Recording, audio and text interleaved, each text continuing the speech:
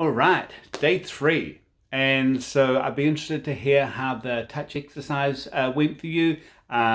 Maybe for some of you it felt really comfortable, it was super fun, it felt really easy. Maybe, just what you already did. For some of you it might have felt like a really big stretch, and that's totally okay.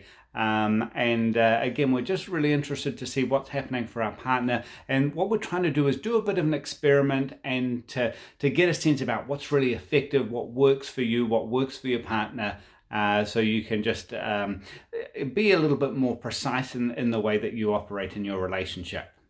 Now, today, the love language we're focusing on is acts of service. And this is the idea that, in a relationship, we do a whole bunch of stuff. We take the garbage out, we cook meals, we clean the toilet, we look after the kids, we pay the bills, we do all of those kind of things.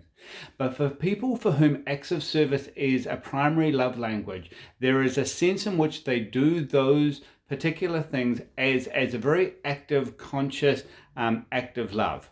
And so what happens in the relationship is that if this is very high for your partner and maybe it's not very high for you, one of the things that you may see is that you will find them complaining about stuff. They'll complain that the kitchen's not tidy, or they'll complain that stuff hasn't been put away, or that chores haven't been done.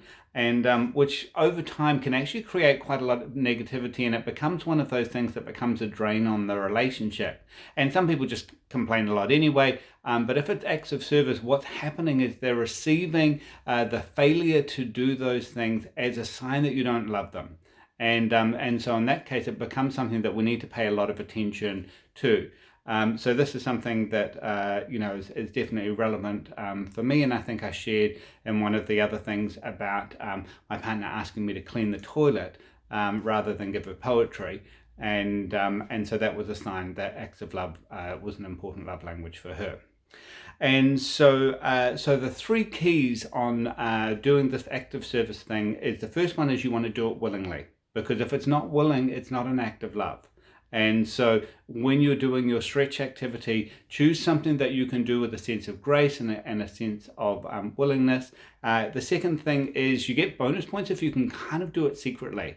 So if you're picking something that you maybe wouldn't normally do, if you can do it at a time, maybe they're out or they're at work or whatever, try and get it, do it. And so they come home and it's all done. They don't actually see it. There's not a lot of a warm up to the process, because then it acts a little bit like a surprise as well. And then the third thing, and this is critical, do it really well. So the old adage, do the thing you love and you'll never work a day in your life. With people for whom acts of service is their love language, when they do stuff, they will tend to do it well because it's an act of love. They feel good about themselves when they're doing it. And so again, if you do something and you do a kind of half-assed job, the message that they're receiving is that they don't matter very much to you. So when you're doing this, do it willingly. If you can, do it secretly, but do it really well. And the tell for this that would let you know that this is likely to be one of your partner's high love languages is they're potentially going to start doing reciprocal extras. So so you might, kind of clean the car for them, and they're like, oh, I'll be really good. And then the next thing is, they've fix that doorstep that that's been waiting for a while, or they offer to do another chore, or they make you a cup of tea, or offer to cook dinner. So keep an eye out for those kind of reciprocal extras that they might be doing, and again, that would tend to be a cue that this is an important love language for your partner.